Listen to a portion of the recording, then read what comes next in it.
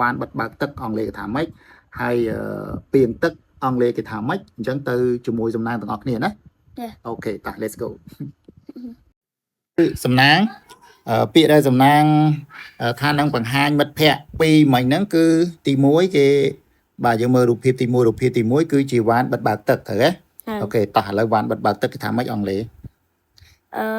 វ៉ានបិទបើកទឹកគឺជា water valve អូខេគេហៅថា water valve អូខេ water valve ណាអញ្ចឹង water valve នេះគឺជាវ៉ានបិទបើកទឹកបាទអញ្ចឹងវ៉ានបិទបើកទឹកនេះគឺដើម្បីបើកដើម្បីបិទគឺគេរមួលបង្វិលឬក៏កាច់បើកសម្រាប់ទប់ចរន្តទឹកនៅក្នុងទយោណាអូខេអាវ៉ានបិទបើកទឹកនឹងតាឥឡូវរូបភាពនេះគឺគេហៅថា water valve water valve អញ្ចឹងយើងឧទាហរណ៍ណាតើតើនឹង water valve នឹងតា water valve ឧទាហរណ៍ turn off the main water valve before changing the faucet អូខេម្ដងទៀតណាអូខេ turn off the main water valve before changing the faucet អូខេ the faucet អូខេតោះឥឡូវសំណាងអានឲ្យមិត្តភ័ក្តិយើងស្ដាប់ខ្លួនឯងណា turn off the main water valve before changing the faucet អូខេ faucet ណាអូខេតោះឥឡូវខ្ញុំបកប្រែឲ្យតិច turn off ប្រែថាបិទអូខេដល់ពេល main water valve ប្រែថាវ៉ានទឹកមេអូខេវ៉ានទឹកមេដល់ពេល before ប្រែថាមុនណាមុនដល់ពេល changing ប្រែថាផ្លាស់ប្ដូរដល់ពេល faucet ប្រែថាក្បាលរ៉ូប៊ីណេអូខេ faucet ក្បាលរ៉ូប៊ីណេ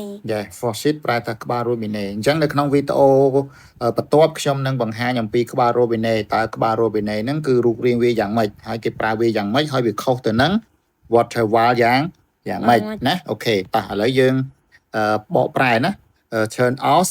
the main water valve before changing the faucet អញ្ចឹងប្រែថាបិទវ៉ានទឹកមេជាមុនសិនបាទមុនពេលធ្វើការផ្លាស់ប្ដូរក្បាលរ៉ូប៊ីណេអូខេក្បាលរ៉ូប៊ីណេណាអូខេតោះឥឡូវយើងបន្តទៀតទី2រូបភាពទី2នេះគឺរូបភាពពាងទឹកអញ្ចឹងពាងទឹកអង់គ្លេសថា water jar water jar ណា water jar អូខេ water jar នេះគឺប្រែថាពាងទឹកអូខេតោះឥឡូវយើងពាងទឹកគឺគេប្រើវាដើម្បីស្តុកទឹកទុកក្នុងការប្រើប្រាស់អូខេអញ្ចឹងគេស្តុកទឹកក្នុងការប្រើប្រាស់អញ្ចឹងអាហ្នឹងគេហៅថាពាងទឹកអូខេតោះឥឡូវយើងឧទាហរណ៍តទៅនឹងពាងទឹក I use water jar to keep water for use អូខេតើឥឡូវខ្ញុំបកមួយណាអូខេ I ប្រែថាខ្ញុំ use ប្រែថាប្រើ water jar ប្រែថាពាងទឹក to keep បានន័យថាថែរក្សាឬក៏រក្សា water ប្រែថាទឹក for use ប្រែថាសម្រាប់ប្រើប្រាស់អូខេអញ្ចឹងយើងបកមកថា I use water jar to keep water for use ប្រែថាខ្ញុំប្រើប្រាស់ពាងទឹកដើម្បីរក្សាទឹកទុកដើម្បីប្រើប្រាស់អូខេណាអូខេតោះឥឡូវសំណាងម្ដងទៀតតោះរូបភាពវ៉ានបិទបើកទឹកនេះអង់គ្លេសគេថា water valve រូបភាពពាងទឹកនេះអង់គ្លេសគេថា water jar អូខេតោះអញ្ចឹងយើងមានពាក្យតែពីរហ្នឹងទេតែឥឡូវនៅក្នុងពាក្យទាំងអស់ហ្នឹងសំណាងគិតថាមួយណាដែលអត់ទាន់ចេះអត់ទាន់យល់ចេះអស់ហើយអូខេចេះអស់ហើយ faucet នេះគឺក្បាលរ៉ូប៊ីណេអូខេអញ្ចឹងក្បាលរ៉ូប៊ីណេនេះគឺយើងនឹងរៀននៅវីដេអូបន្តណាតោះណាទៅវ៉ានទឹកនៅណាវ៉ានទឹកនេះអូខេវ៉ានទឹកឥឡូវយើងទៅមើលនៅទៅមុខផ្ទះសិនណាទៅមុខផ្ទះសិនតាយើងទៅមើលវ៉ានទឹកឥឡូវបង្ហាញរូបភាពពិតមកឲ្យបងប្អូនមើលអស់គ្នាតាឥឡូវសំណាងមើលណាវ៉ានទឹកនេះវ៉ានទឹក3ទេណានេះអូខេអាហ្នឹងវ៉ានទឹក3អូខេវ៉ានទឹក3ណាអញ្ចឹងអាវ៉ានទឹកហ្នឹងអង់គ្លេសថាម៉េចវ៉ានទឹកអាហ្នឹងគេហៅថា water valve អូខេ water valve អូខេ water valve តាឥឡូវយើង score water wall អស់គ្នាតោះឥឡូវយើងទៅមើលស្អីគេពីងទឹកអូខេតាទៅមើលពីងទឹកមក ប៉ា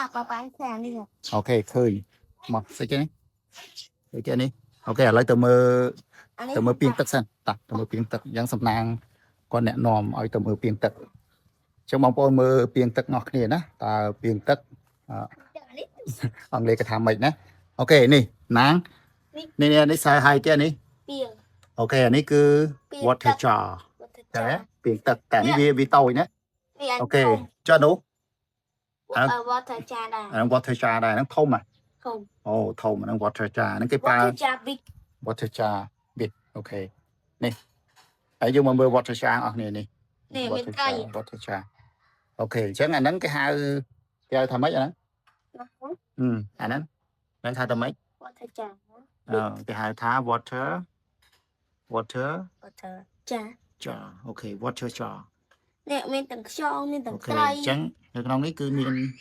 នខ្យងមានត្រីចិញ្ចឹមនៅក្នុងពាងទឹកហ្នឹងណាអញ្ចឹងពាងទឹកគេប្រើសម្រាប់ស្តុកទឹកក្នុងការប្រើប្រាស់អូខេអញ្ចឹងបងប្អូនបានឃើញហើយតកតងនឹងពាងទឹកតកតងនឹងវ៉ានទឹកបានឃើញអស់ហើយណាអូខេបានឃើញអស់ហើយណាមែនទេណា មែន អូខេណាពាងទឹកមិញនៅណា នោះ ពាងទឹកអញ្ចឹងពាងទឹកហ្នឹងគេថា ចា water ចា អានេះច្បាស់មក water jar Yeah, water jar. Water jar. អានេះ Water jar. what is that Yeah, water jar ណាពីងទឹក water jar អូខេចុះអាវ៉ានទឹកមិញ វ៉ានទឹកមិញនោះ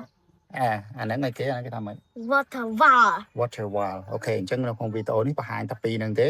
គឺទី1ហៅថា water jar ទី2គឺ water wall អូខេអញ្ចឹងប៉ុណ្្នឹង